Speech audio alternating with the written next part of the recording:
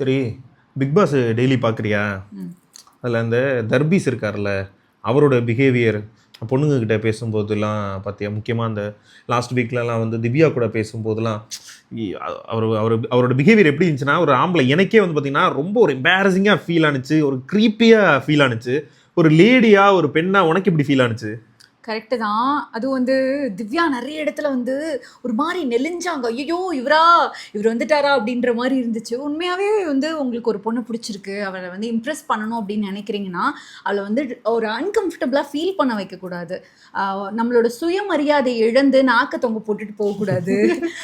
அவங்க எப்போவுமே வந்து ஓகே இந்த பையனை வந்து நமக்கு பிடிச்சிருக்கு அப்படின்னா அவங்களோட பிஹேவியர் வச்சு தன்னால் வந்து பேச வைக்கணும். அந்த மாதிரி இருக்கணும், அந்த அளவுக்கு இருக்கணும் உங்களோட பிஹேவியர். இப்போ நீ அதிலே வந்து பார்த்தோன்னா திவ்யா வந்து ஜென்யூனாக நடந்துக்கிட்டாங்க.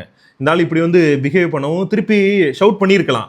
ஆனால் பண்ணலை, என்ன சுற்றி கேமரா இருக்குது, நம்ம பண்ணோம்னா அவரோட நேம் வந்து ஸ்பாயில் ஆகும், புரிஞ்சுக்க மாட்டேன்றாரே அப்படிங்கிற ஒரு முகத்தோடையே தான் அவங்க இருந்தாங்க. இப்போ என்ன எடுத்துக்க நான் தான் உனக்கு வந்து ப்ரப்போஸ் பண்ணேன், மெசேஜ் பண்ணேன், உன்னை வந்து ஃப்ளர்ட் பண்ணுவேன். ஆனால் என்றைக்குமே உன்னை வந்து ஒரு அன்கம்ஃபர்டபுளாக ஃபீல் பண்ண வச்சதே இல்லை, நாக்க தொங்க போட்டுக்கிட்டும் வந்ததும் கிடையாது.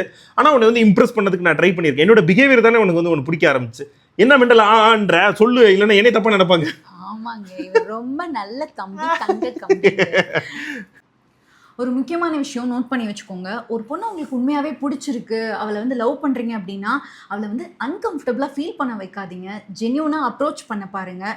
அதை மீறியும் வந்து அவங்களுக்கு பிடிக்கல அப்படின்னா தயவு செஞ்சு விட்டு விலகிடுங்க. மறுபடியும் நீங்கள் டிஸ்டர்ப் பண்ணுறீங்கன்னா உங்களை சுத்தமாகவே பிடிக்காம போயிடலாம். ஓகே, தேங்க்யூ, பாய்.